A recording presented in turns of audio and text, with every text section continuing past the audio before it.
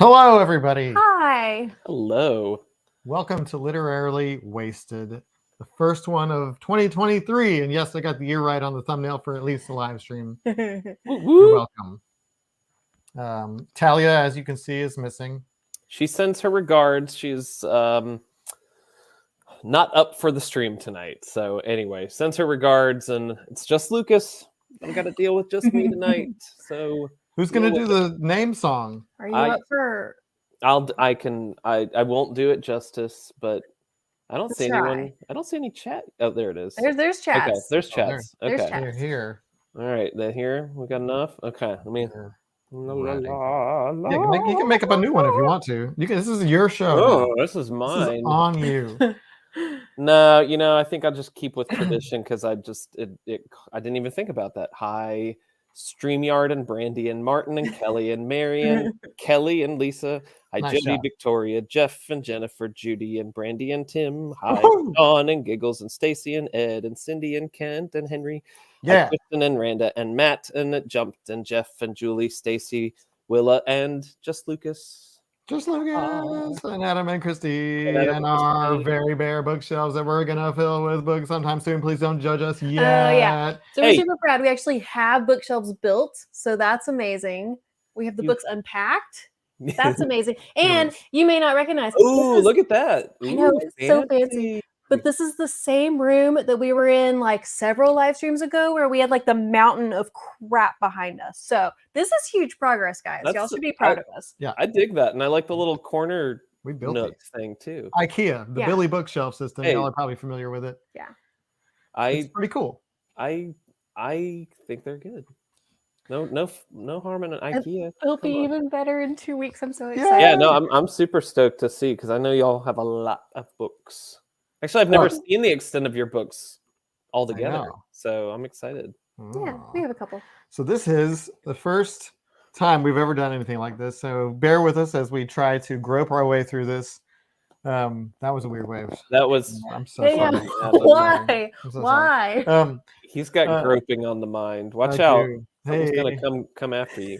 So this is the first time we've ever done an anthology of short stories, and we're only doing 9 of them today. The first 9 in this collection of 20 from 2017. The best American science fiction and fantasy in 2017. 2017 must have been an interesting year for writing. You know, that was 6 years ago. Well, yeah. Ooh, yeah, so much has changed since then. So many more things to like create science fiction pieces about, even though we were kind of living a science fiction dystopia for a while.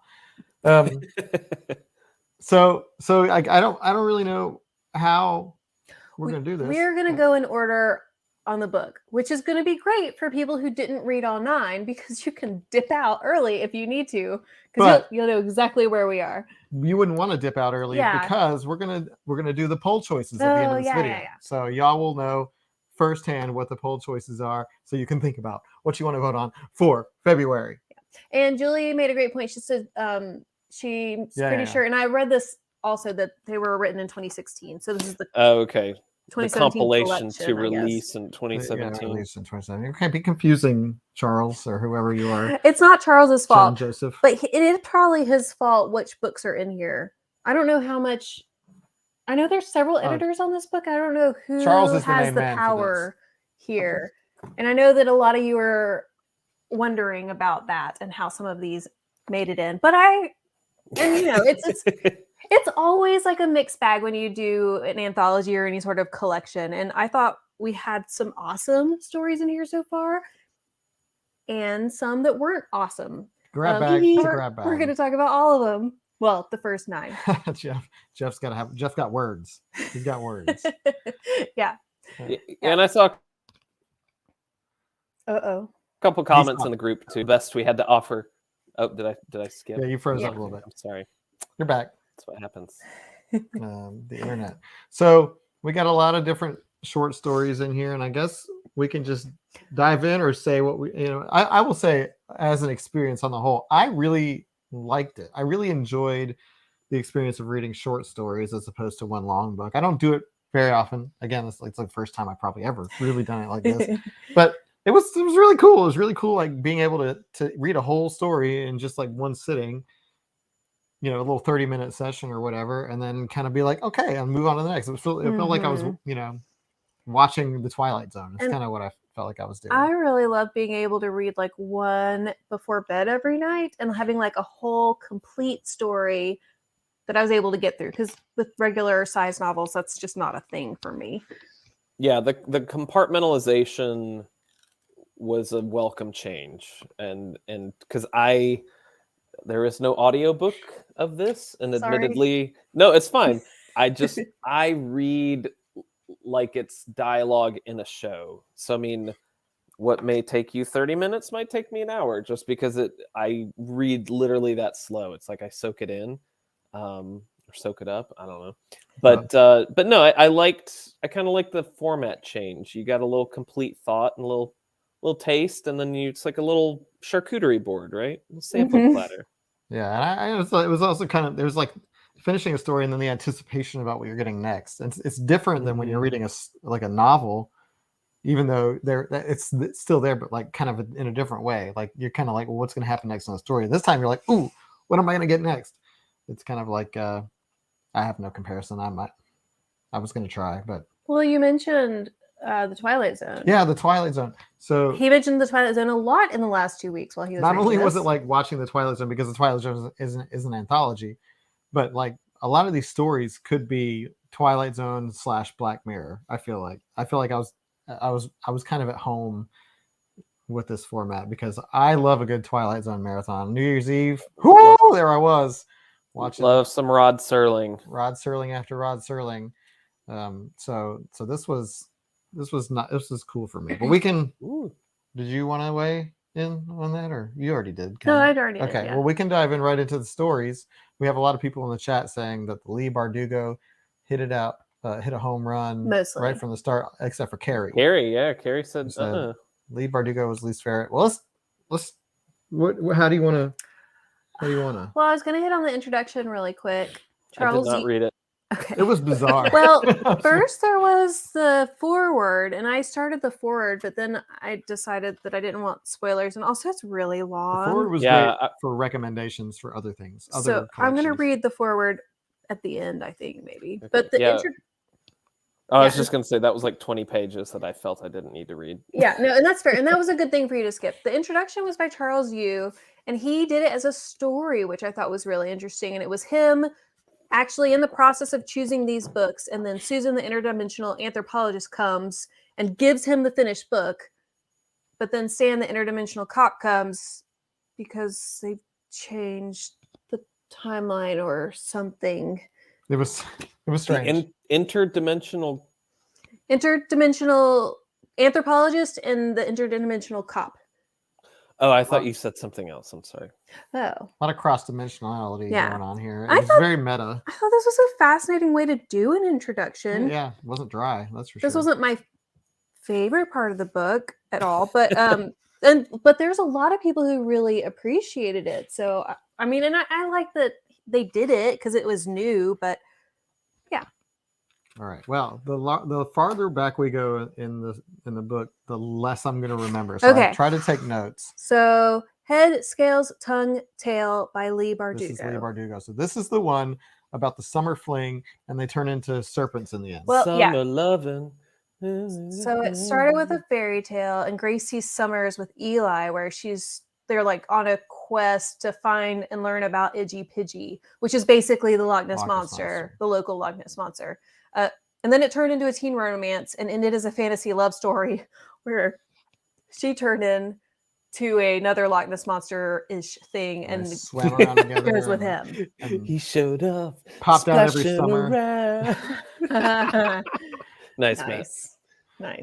Yeah, so he was wet all the time, which was kind of icky. Thank you, Jennifer. This is a much better. I should have said this, but I didn't write it down, so I forgot about it. This is the theme of the introduction. Human stories make them worth saving. And that was, I thought, really great. Like, I guess the interdimensional cop comes in and says, like, they're going to get rid of the humans or whatever. But because of this book, they're able to prove that, like, we're worth saving. Just because we're creative and creating worlds outside of our own.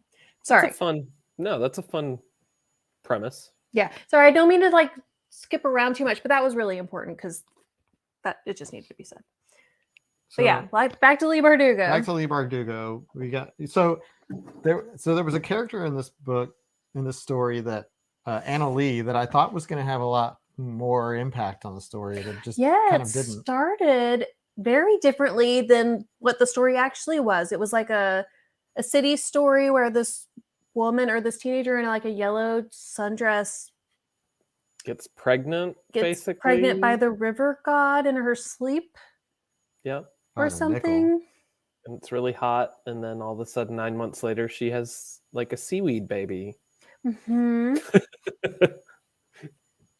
Yeah, it was a smelly baby. And then but then the seaweed baby turned into a model. A supermodel. And then I'm assuming that Iggy Pidgey is the supermodel seaweed lady's son. I did not make that connection. I did not make that connection. Because I don't understand what the connection would be if it wasn't that.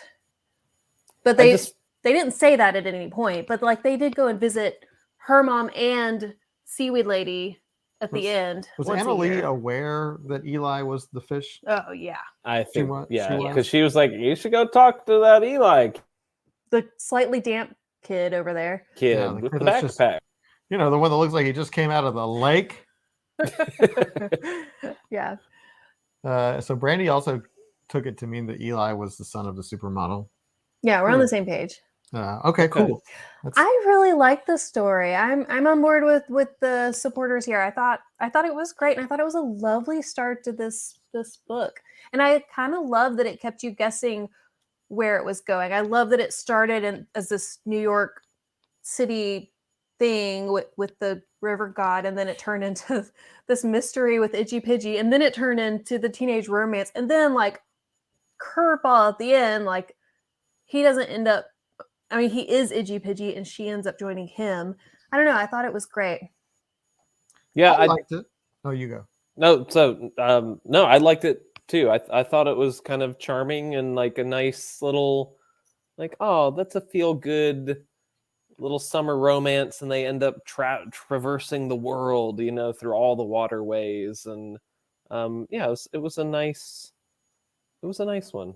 Yeah, I mean, it had a nice ending. They connected. They fell in love. It was full of kind of young kid romance stuff, like but impulsive decisions and impulsive thinking, and like oh man, he didn't come, he didn't show up. I'm just never gonna see him again, like that kind of stuff. I mean, at that age, I kind of felt like that was pretty realistic. That was pretty rational back then. Well, let's go talk to your mom. Mom, are you watching? She's probably watching. Elba, comment in below. Let us know. But yeah, I thought it was a cute story, and I think they really captured that kind of nostalgic summer. And I love that we got the bite size just every summer, and how like they each kind of grew each time. Now this story, the way it started. Oh, Julie. Yeah, Julie knows. Come on. So the way the story started, I noticed is kind of a theme with all the stories, and that it just kind of starts and it like tells you about people that you don't know about. They just like starts dropping names, and like you're just kind of like you have to catch up. And I feel like a lot of these stories start that, and I guess it's like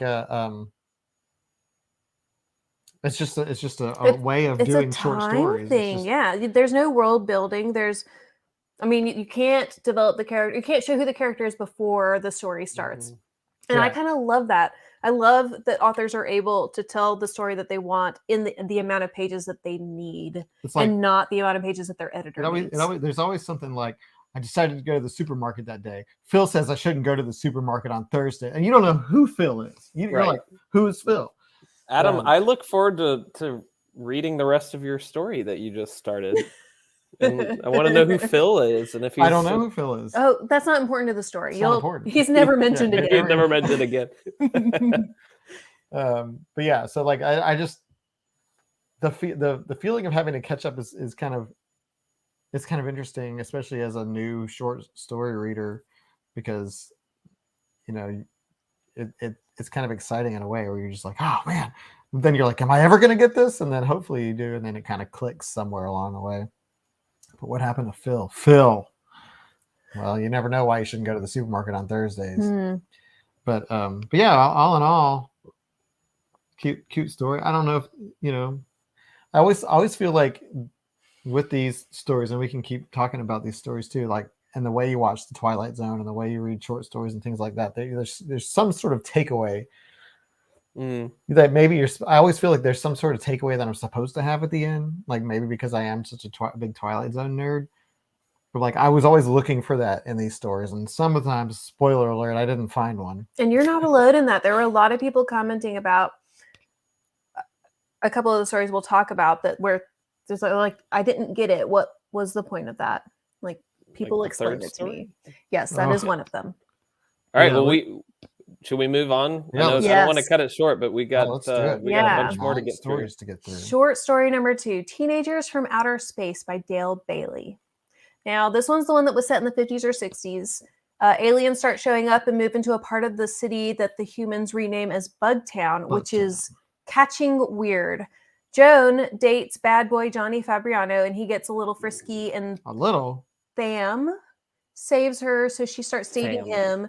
And Johnny tries to get even with Tham and ends up shooting Joan, and then she and the aliens it's pronounced Tam. disappear. Tam. No, it's Sam, but with the list. But she specifically people name Tom or Thom. Yeah, that's stupid. But she specifically said she was going to spell it that way, so that I know.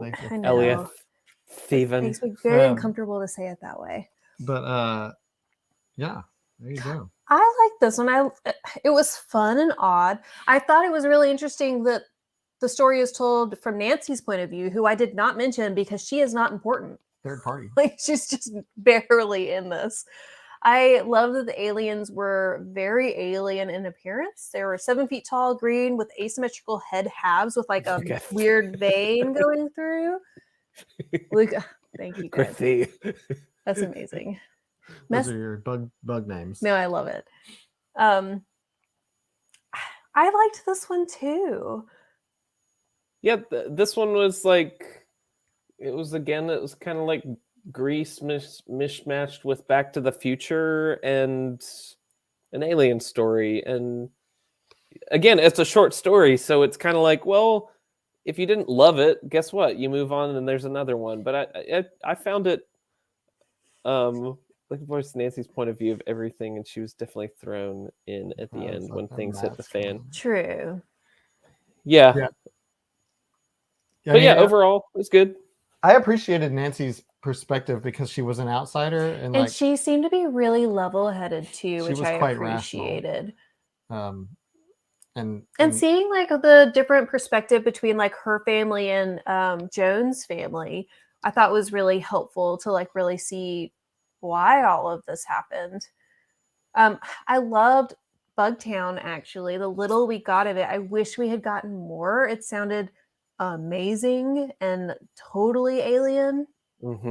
Yeah, how it's like their world is kind of creeping in, and I like that it kind of circled back to, okay, was this an invasion or were they just trying to settle in and get a mortgage? Yeah, it seemed like they were just trying to like set up shop, but like they always seem to want to do right, especially in the case of Joan and Johnny. And Johnny turned out to be a real asshole, piece of work. And Joan as the consummate sort of maker of bad decisions, I think, in Nancy's eyes. Joan's trajectory here in finding Tham, and then just kind of deciding she was going to be with him after he rescued her. And then he's like, I'm gonna go be an alien now. We're gonna go, and then they once Joan got shot, the aliens, they disappeared. They packed up and left through whatever portal they came from. And we don't know if Joan survived, right? No, we don't. I think she survived. I think she did too. Johnny was a real asshole. Yeah. Did Joan survive? Did they have the ability to? We have no idea. I mean, go ahead. Oh, I just thought it was really interesting that Joan made the decision to like be with Tham, and that I don't know, and to live in Bugtown just based over her own experience. And like you could see like the choice that she had, like living with her parents who were not great people versus like being with someone who actually like seemed to respect her. Although Than is the only alien that we saw that like really at all, actually. Like we saw any personality. We saw others in the classes and stuff. Steven. So, what was catching strange? Was that a thing? Was that sort of like brainwashing? It's catching like weird. I don't know. Weird? I wanted more of that. Drones seem to fall under their spell. Mm-hmm. Yeah, I Nancy kind of hints at some sort of like telepathy, like shared mind type thing that I don't know. That was kind of interesting. Well, that was it Than that was able to like snap her out of like her little trance that she was having in during the class. He like clapped or snapped or something, right? He whistled? Oh yeah, he whistled. Yeah. Again, it's been a long time. Yeah. Well, Katie asked, would you have chosen to go with the aliens? And I'm assuming that's if you were Joan. Probably. Yeah. Yeah. I mean, if my parents hit me and like I felt like I didn't have any other options, probably. And she felt like she was at peace there. Mm-hmm. Yeah, there was the plants and the eerie music. At least there's something with the music that they hear, hive mind kind of thing. Yeah. Yeah. But not a malicious one, I don't think. I don't think so either. It seemed to like people were peaceful, at least when they. Yeah, and someone had said Kira that said that that's one of the great things about short stories or a good short story is it leaves you wanting to know more. And I want to know so much more about this world and about everybody, about the aliens and everything. All right, well I think everybody's anxious to talk about this one. Yeah, this next one. I want to know if anyone enjoyed this one. I've Come to Marry the Princess by Helena Bell. So this one. So the summary is Jack and Nancy and the dragon at summer camp. So Jack has been at camp for 6 years and no one ever remembers him. He misses the talent show because his dragon finally hatches. I wrote like almost nothing for this one, but this is the one where like he's writing letters to his parents and his brother who's at a different summer camp, and he like has a different camp for summer and fall and winter and spring, just depending on like who's there. One of them's an adult camp. He has a dinosaur egg that his grandmother found at Walmart and gave him. And then this girl, Nancy, is someone that actually remembers him. And so they start like hanging out during the summer. Very thing. I think Jack is the most unreliable narrator I've ever read in any story of any time, including We Have Always Lived in a Castle. Whoa. I had no idea what was actually the truth. I don't think any of it was. I think Jack was at summer camp for one summer. I think this whole story was there for 6 years. One summer. And I think he chickened out on doing the talent show with Nancy, and she ended up being the dragon that's in the theater. I don't know. Yeah, Sorry, go ahead, Lucas. No, this is a big fat goose egg for me. Like it just, and what really bothered me from an editorial standpoint, I know I mentioned this before the stream, was you went from one story that had Nancy, and then like in the first sentence of the next story, you had Nancy again, and that kind of like just messed with me, and I did not like that one at all.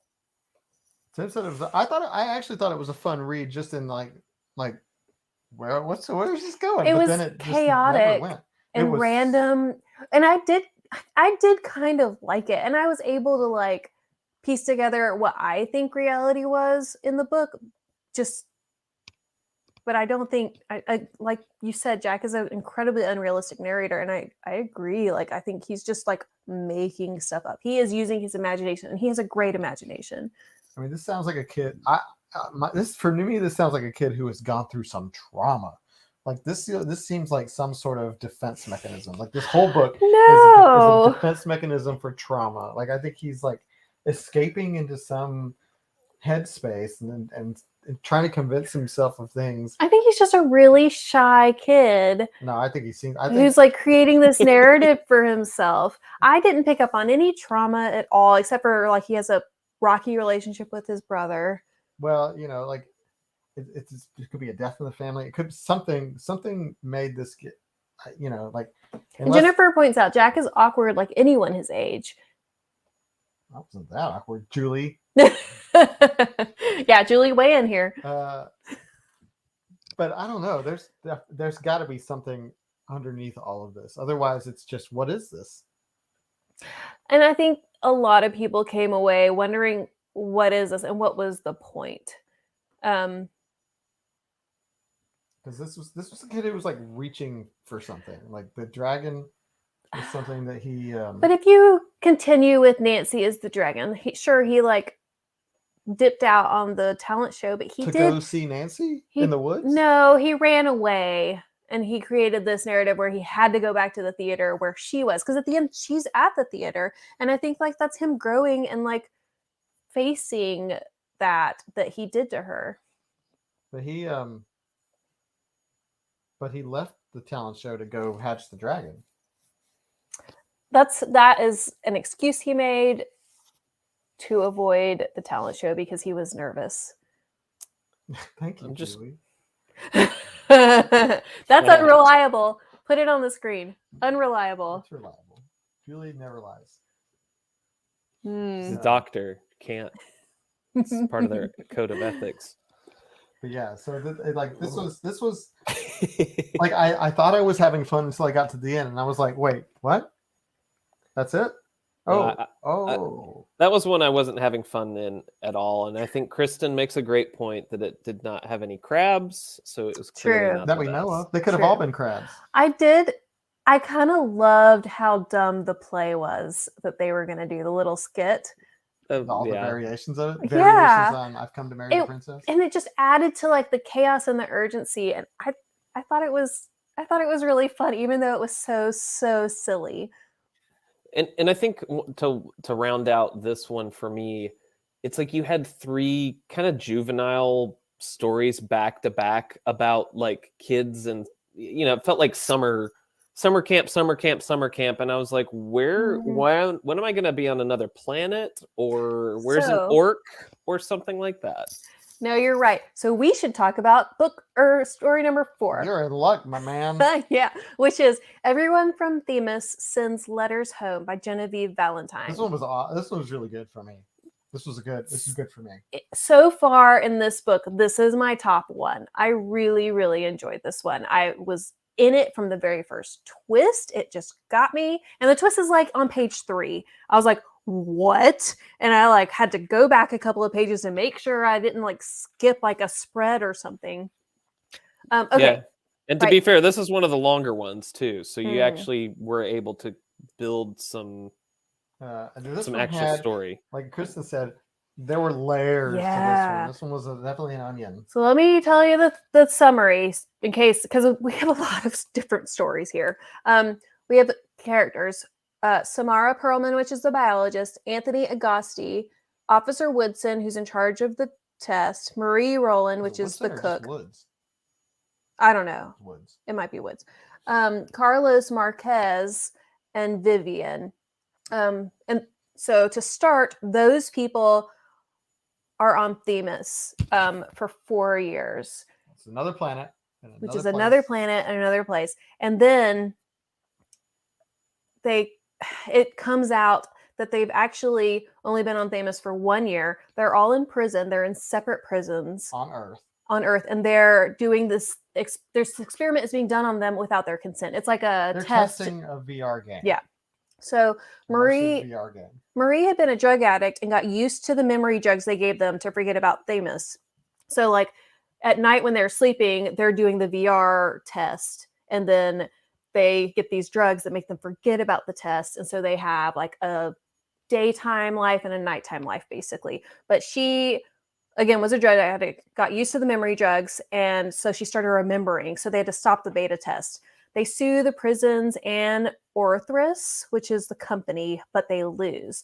The game comes out 3 years late, and Benjamina whistleblows on the company where he gets to go back to Themis. So Benjamina and Woods are the ones that are kind of having ethical dilemmas. the employees. Well, Marie. So you, on the one hand, you have Marie, who's like, I have to go back. We have to go back. It's Lost. It's Jack from Lost.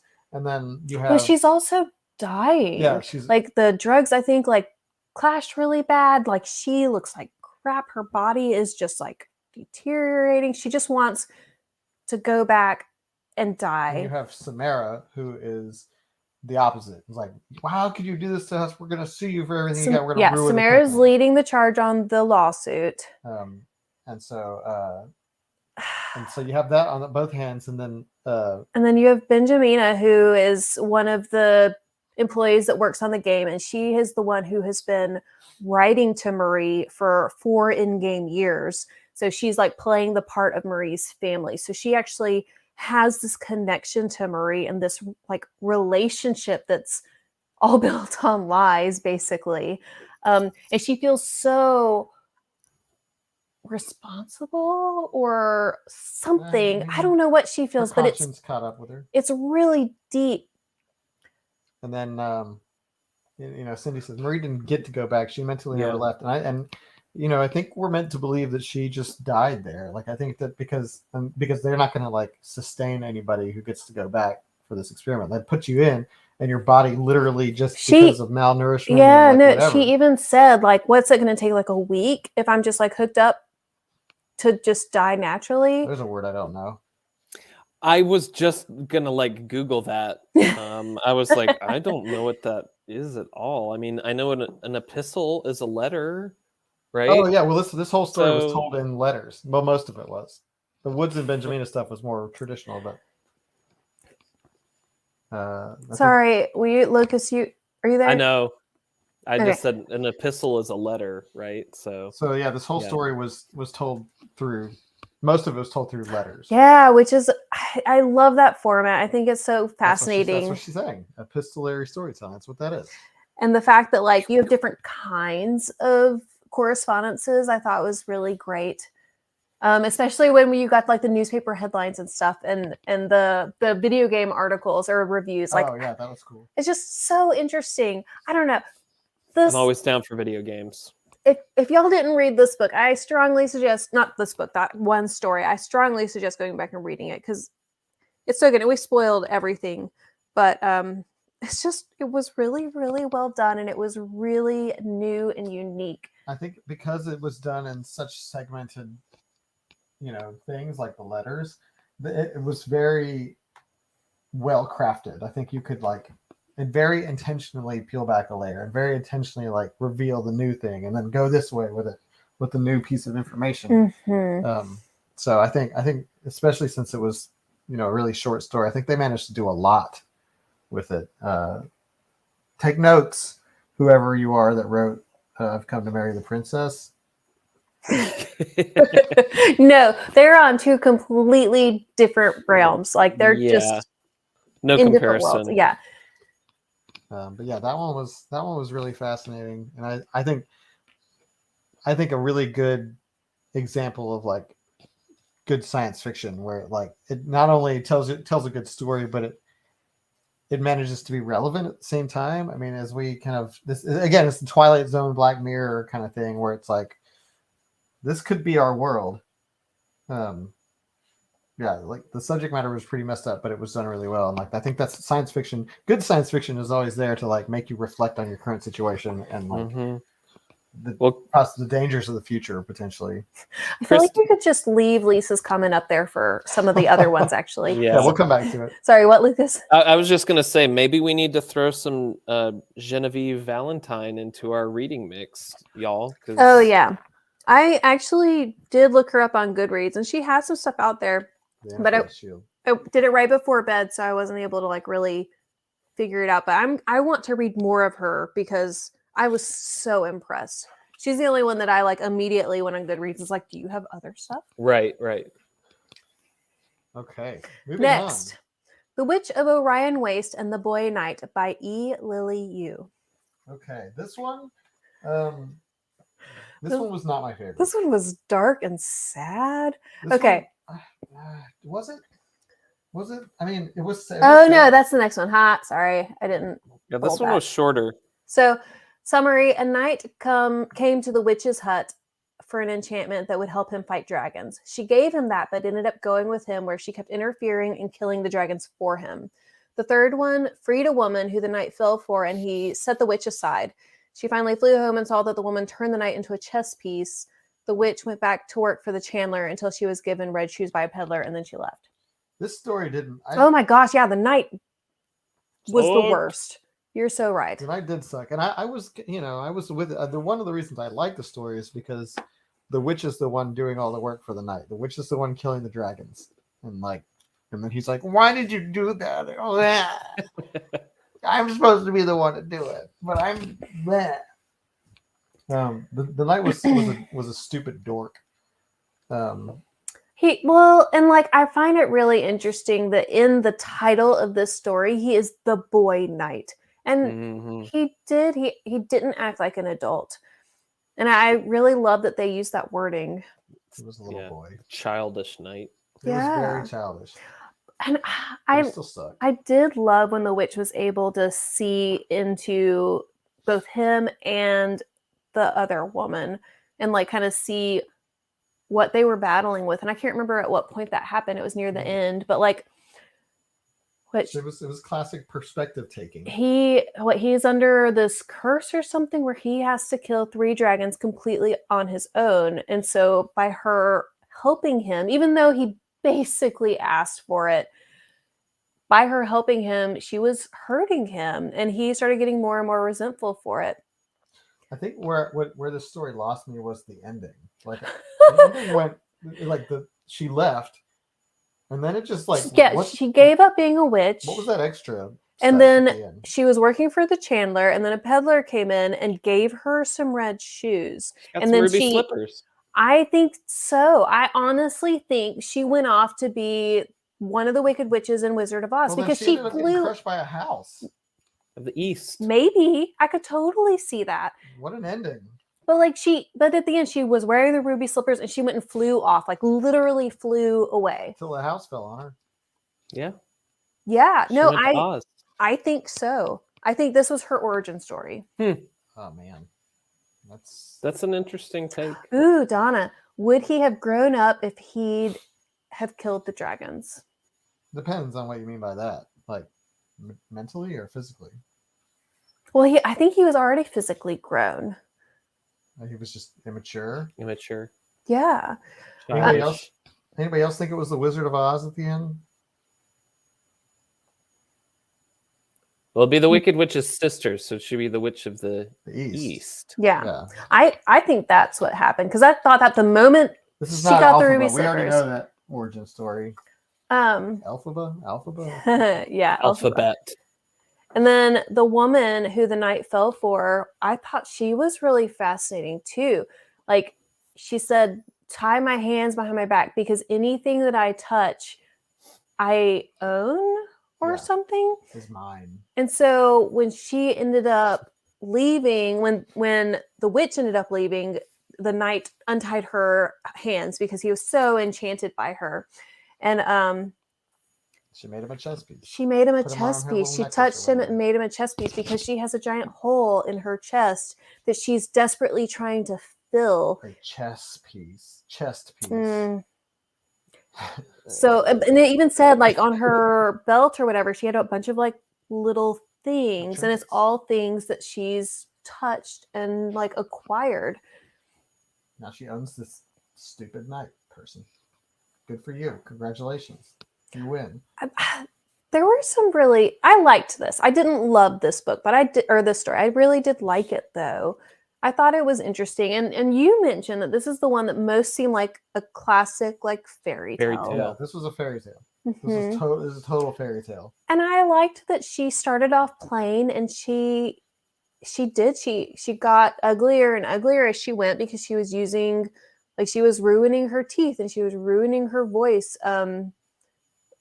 and it ended up losing her love. Yeah. Yeah, Julie. Wrapped in a fairy tale. She escaped. She flew away. She was free at the end. For at least a little bit until that house So the came. house fell on her. Yeah, I'm still not convinced it's a Wizard of Oz tie-in. I am. But I mean, maybe, I guess. It's fun to argue, though. Yeah, a fun bit of thing. Yeah. Next one. Okay. All right. Adam said he read this one before I did, and he's like, "This is like the Bugtown story, except adult. Way darker. Way darker. Way darker. This one was a Twilight Zone episode. This one. So This is straight Twilight. this one, the monsters are due on Maple Street. Twilight Zone. This one's called "When They Came to Us" by Debbie Urbanski. Summary is the Blues, which is just like the Bugs, except they're called the Blues, landed and were relocated to a town. It really messed with the humans that lived in that town. They stopped providing them with food and tried integrating the children into their schools. They stopped that and then ended up removing them from their town violently. That's just a really, really brief overview just to like jog you guys' memory. But what made it creepier or just more unnerving was the sort of like nonchalant sing-songiness of the way it was written. It was like, there wasn't any sort of emotional like context. It was just like it was not quite matter of fact, but it was like detached. It was very like bizarrely detached. Yeah, just like a police report kind of thing. Just like like an apathetic person. Oh yeah. I thought this one was really interesting to me because the aliens came and kind of were that's what it felt like, taking up the space that the humans had, and it was changing the humans, and not like by anything they were doing, just by being there, the humans were reacting to them in like really negative ways. And I think the moral of this story is just that in this story, the humans were the real monsters, not the aliens. They really were, because like in their like response to things. And Cindy makes a great point. They didn't really try to help or integrate them. They did everything with reluctance. It's kind of like District 9. The humans are kind of the bad guys. Same kind of thing there, Jennifer, is like that parallel of these camps and everything. That's very District 9 too. And they're just trying to live their life and like get their ship going and, move on. Yeah. Emily, that's a great point. And like a couple other things that happened where they all got moved into these like apartments basically, but they had cameras in them so that the humans could just watch at will, and they kind of saw it as entertainment. Yeah. I think these people were psychopaths from the beginning. Like Jeff said, like they were a little bit off, and like they were really voyeuristic. They were viewing these aliens as not as unequal, as like less than, as like, inferior species. And like the speech that they kept using, it's like, well, what about our children? We have to do what's best for our kids. And to them that meant doing really terrible things to this whole group. See, this is where I thought that second story was going to go, because Nancy in that second story was talking about this is how it all unraveled. Something more. I was expecting something more like an unraveling like this in that second story. Put Kristen's up there. Yeah. They just destroyed them. Yeah, and like really like kind of abashedly, like they did some. They had a really violent night, and then like we're like kind of cringing at the evidence. I was like, ugh, there's like trash and bats and broken things like in our yards. I'm trying to like, we gotta clean this up now. Yeah, and like clearly they had just like exterminated them. And I thought this was a good implication too. Is like there were other relocation sites all over the world, but this is just one instance. And yeah, Jennifer's, they were blaming the Blues for bad stuff, and they themselves were the bad stuff. But They mentioned like one of the couples, they were engaged and they did the wedding earlier because of all of this excitement, and then the new husband started abusing his wife. And then there was the other couple who were married and like they decided they were going to try for another kid. That's their reaction to the aliens. But then like the husband got really terrible. There were other instances. Oh God, the kid, right? There was a kid who just disappeared and they were trying to find him and they looked everywhere. And then they started looking at all of his friends' houses. And then they finally found him in his friend's shed in the backyard with a collar around his neck because the kid decided he wanted a pet. And like, but it was just told so matter of factly. Yeah, no, it was. It was like the narrator was just telling you the facts completely devoid of any emotion. And I think that made it really a lot creepier. It's very unnerving. And like the humans did all the bad stuff in this. It was, and it you know, yeah, I mean, we could make parallels all day about this one. It's just the dark nature of humanity is. So if you want some more darkness, maybe check out more of Debbie Urbanski's work. Or just go to the next story, Right. which is Vulcanization by Nisi Shaw. This one was my least favorite. This one... Even the Mary the Princess? Yeah, this one was the worst one. This one... So Katie asked, who else felt very uncomfortable reading Vulcanization? And I did. I was very uncomfortable reading it. So uncomfortable. I wish this book hadn't been in there. I wish I hadn't read it. It's just like, it's about a okay, so Leopold is plagued with images of the people who have died from his causes. He visits Travert, who claims to be able to help him by condensing his ghosts and allowing them to destroy them. Travert demonstrates on Fifine. He gets condensed, but it does not work, and he's condemned to be haunted for the rest of his life. But like, I'm leaving out all of the dirty stuff. Leopold is the worst. He's like an emperor or a king, and he where was it? Is it South Africa? Or there's like... That's what I said, Cindy, about the last one. It was like right at the beginning. I had it in here and then I deleted it. I'm waiting on Congo. Yeah, so he has the Museum of the Congo, and he has done a lot of work in the Congo. And by work, I mean he has sent his soldiers there to like be really terrible to the humans. Like he's basically like doing the vulcanization process. They're like creating rubber for the first time or something like that. Yeah, and like really just like mutilating, like literally mutilating anybody in their way. And so his ghosts a lot of the times don't have certain limbs, or like, and he's just plagued by ghosts because of him, so many people have been killed. Well, let's put this right out there. There's some racist language in this book. Yep, like from the very beginning.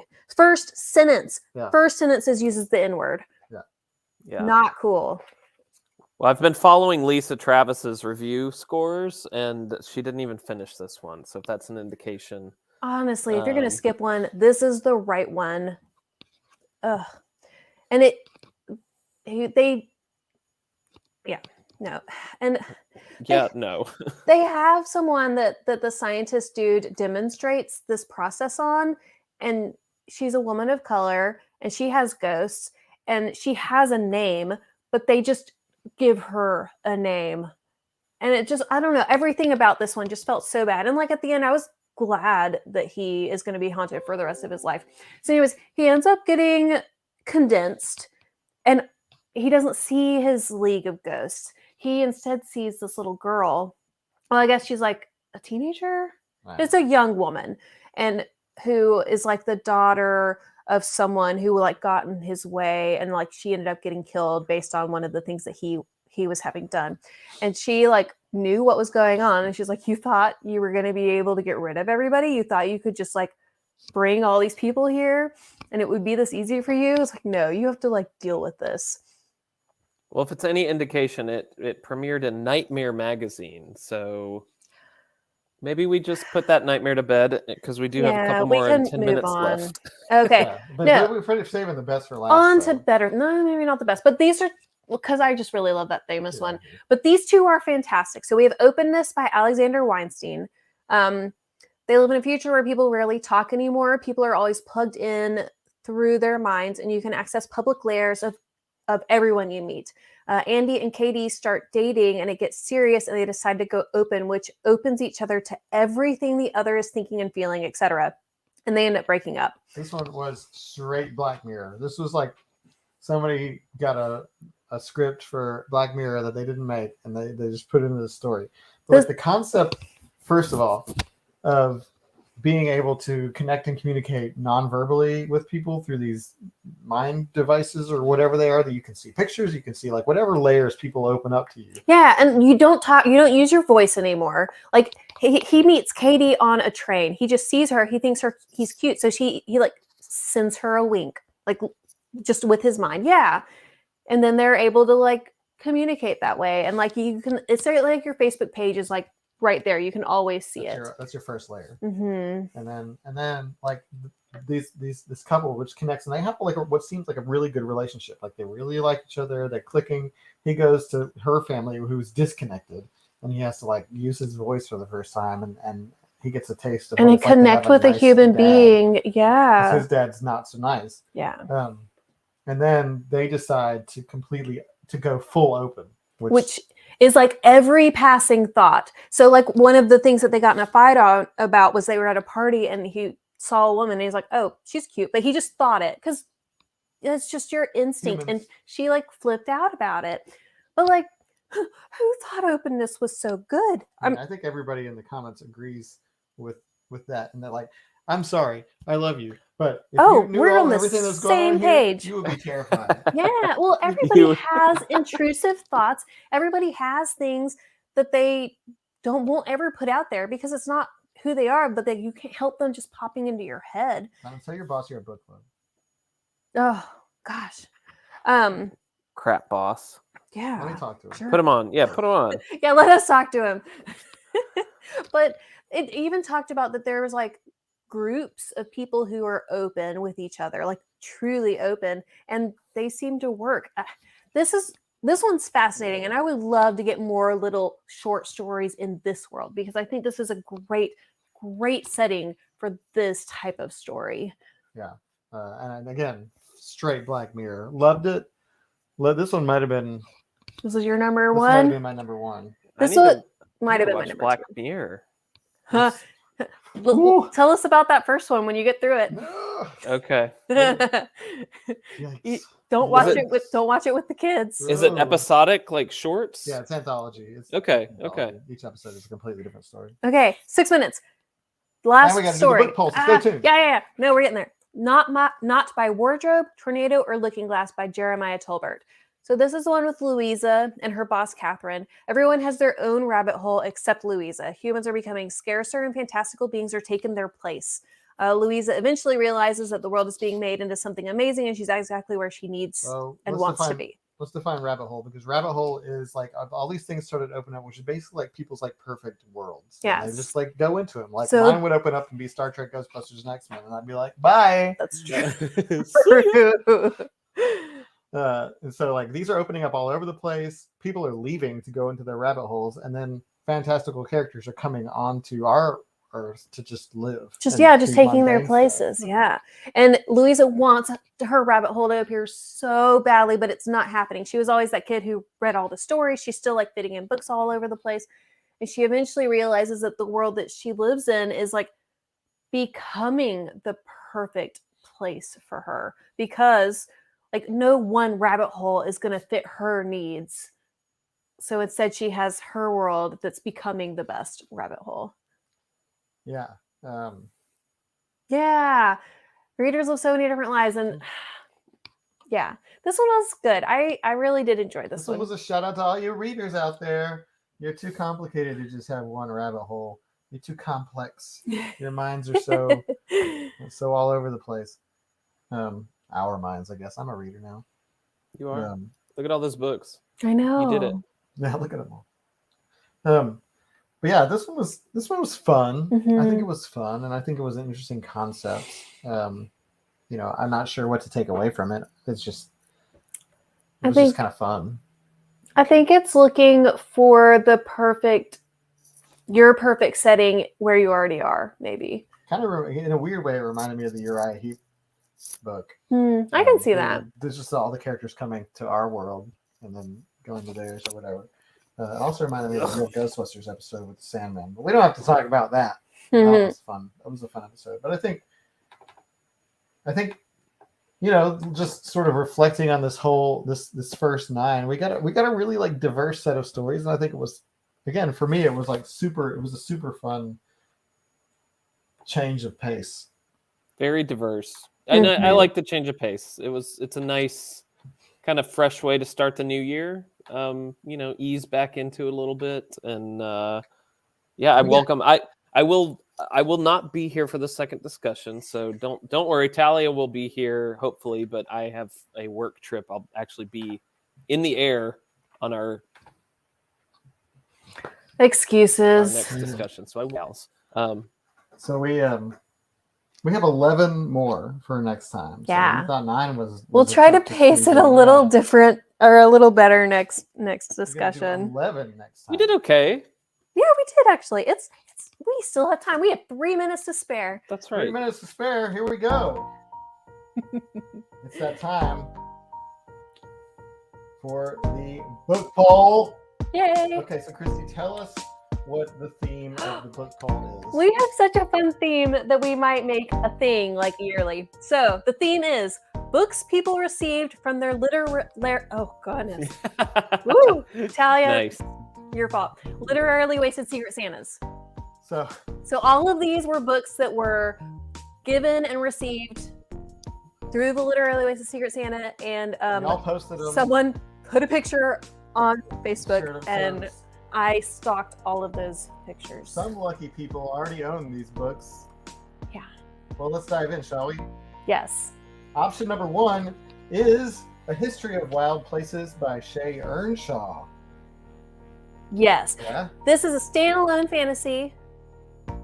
I actually don't know what this is about, but it sounds really great. I was excited when I read it, but I forgot what it's about. I'm trying to look really quick. Missing person. It's got takes 4 on a stars case. Oh, it's the genres are mystery, fiction, thriller, fantasy, magical realism. Lisa says that book is incredible. Yeah. Lisa, sell She it. loves the theme. A History of Wild Places. We're just gonna wing it. Option number 1. That's what we do here on Literally. Go for it. I think you might know a little more something about option number 2, which is The House in the Cerulean Sea by T.J. Klune. Do tell, Christy. Someone was lucky enough that their Secret Santa got them this book. I wonder who. It was me. I did it. But listen, this book is great. This is like her thing. No, okay. This has almost been in the book poll 100 times, but it just hasn't made it. But it's in there now. There's a school, or there's little orphanages for kids with special powers, and there's this group of people who go and inspect those orphanages or these homes to make sure that the kids were being taken care of and everything is safe and stuff.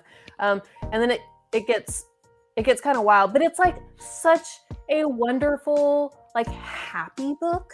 It's super positive. It's like a warm hug. Yeah, it's like a warm hug. B.E. Schwab loves this book. Lots of people love this book. It's just fantastic. I got my other book club to read it, and they all loved it. We've got 2 amazing options. You need gushing too much about this. I love whimsy. I think you're biased. No. I think they're all great options. I really do. I just know actually about this one because it's the only one that I've read. Well, if you think those are good options, option number 3 is Just One Damned Thing After Another by Jodi Taylor. And it sold 1 million copies according to this. Yeah. So this one is the only one that's part of a series. It's also the longest one. It's 480 pages, which is within what we do. I just want to be totally upfront about that. This book is supposed to stand alone, even though it's in a series, and there's time travel involved. Let's see. History is just one damn thing after another. There's St. Mary's that does a historical research, but they investigate major historical events in contemporary time. So something. So, Disaster, catastrophe, yeah, that sounds great. history, Time fighting. travel. Ooh, nope. Yeah, so it sounds wonderful. This has been on my list forever. And I think it's a really good option. All of these are really good options. You really can't go wrong. I like the theme, Christy. Good job. Yeah, so I was inspired by you guys. So History of Wild Places, option number 1. The House on the Cerulean Sea, number 2. And Just One Damn Thing after another, option number 3. You will have the opportunity to vote soon. We have not posted the poll yet, but be thinking, be doing your research. And when we do post the poll, if you know anything about these books, go comment on it and like sell the books that you want to read. Because really they're all great options, and I'm afraid I didn't do the first and the third one justice, even though I really do think they're fantastic options and I'd be thrilled to read them. So there you go. Those are your choices for February, which is the shortest month of the year. It's But, short. it will be lots of fun. They say, well done. Well done. I It's just fun. every year that we do the Secret Santa, I like watch everybody's pictures and I get so excited and I'll like look up books and stuff. So you should all just have fun with it. Sean gifted number 3, and it's amazing. Nice. Yes, That, it really has been on my radar for years. So, and yeah, this might become every February. I'd scene. really love for it to be, because I think that it's so much fun. So, so be excited. The poll will go up soon. Do your research. Look up your books. Make good decisions. I think there's no bad decisions here. no bad decisions there. I would gladly read any of those. But yeah, that's February. Yep. Oh, and there's audiobook versions for all 3 of these. Hey. Because I feel like the last 2, October, and then this month. Yeah, December was the graphic novels, so Yeah. that doesn't really count though. So Stacy says she got number 3. It's amazing. But yeah, this is exciting. And what's more exciting? Well, nothing's more exciting. It's all just as exciting. So we got 11 more stories to talk about later this month. Yeah. I feel like we talked about 9 books tonight. I know. And there were actually several really fantastic ones that I'm thrilled that I read. So I cannot wait to read these next 11. And if you're wondering, there's 11 and 9. It's the way the page count broke. It's a halfway point thing. Basically the same amount of pages. So yeah, I'm glad y'all are having fun. I'm having fun too. This is just so much fun. It is. And if that's all, then we will that's say good night to everybody, and we will see you in 2 weeks. Yeah. Yep. For the second half of this short story anthology. Prepare yourself. It's gonna be awesome. Be awesome. All right. I'll miss you guys though. Y'all have a good one. Yeah, and have a good I trip. know. Yeah, it's life. Gotta work. Good night, everybody. Bye.